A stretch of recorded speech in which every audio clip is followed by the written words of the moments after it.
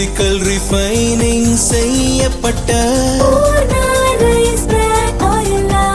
SKM Poorna rice brand oil.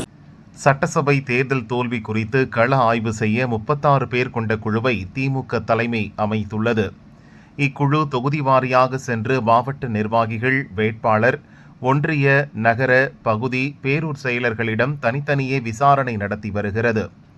அவர்களிடம் திமுகவினர் தெரிவித்த கருத்துக்கள் குறித்து அக்கட்சி வட்டாரம் கூறியதாவது: கருணாநிதி முதல்வராக இருந்தபோது தினமும் மாலையில் என்ன பணி இருந்தாலும் திமுக தலைமையகமான அறிவாலயம் வருவார். அங்கு அமைச்சர்கள், MLAக்கள் யாரையும் உடன் வைத்துக் கொள்ள மாட்டார்.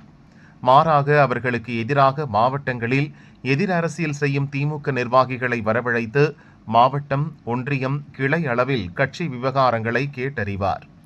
ஆனால் ஸ்டாலின் முதல்வரான பின் அறிவாலயத்திற்கு தினமும் வரவில்லை.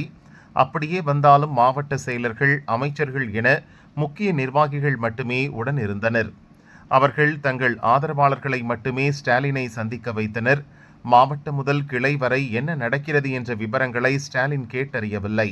முந்தைய ஆட்சி காலங்களில் உள்ளூரில் கிராம சாலை, குடிநீர் தொட்டி, ரேஷன் கடை கட்டுவது என சில லட்சம் ரூபாய் செலவில் நடக்கும் பணிகளுக்கான ஒப்பந்தம் கிளை செயலர், வார்டு செயலர் உள்ளிட்ட கட்சியினருக்கே தரப்பட்டது.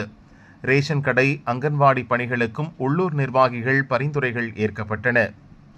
ஆனால் கடந்த ஸ்டாலின் ஆட்சியில் தங்கள் ஊரில் நடக்கும் சிறு ஒப்பந்த பணி கூட கட்சியினருக்கு கிடைக்கவில்லை.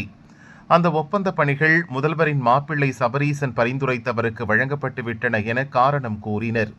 திருமணம், சுபகாரியங்களுக்கு அழைப்பிதழ் தர செல்லும் கட்சியினரை அமைச்சர்களும் மாவட்ட செயலர்களும் நீண்ட நேரம் காத்திருக்க வைத்தனர். விழாக்களுக்கும் வரவில்லை. இந்த விரக்தியை தன் மனைவி, பிள்ளைகளிடம் திமுகவினர் புலம்பி தீர்த்தனர். இந்த அதிருப்தியால் திமுக குடும்பத்தினர் தாவேகவுக்கு ஓட்டளித்தனர். எனவே தேர்தல் தோல்விக்கு முழுக்க முழுக்க ஸ்டாலினும் சபரீசனும் தான் காரணம். அவர்கள் தங்களை சரி செய்து கொள்ள வேண்டும் என கூறியுள்ளனர். இவ்வாறு அந்த வட்டாரம் கூறினர்.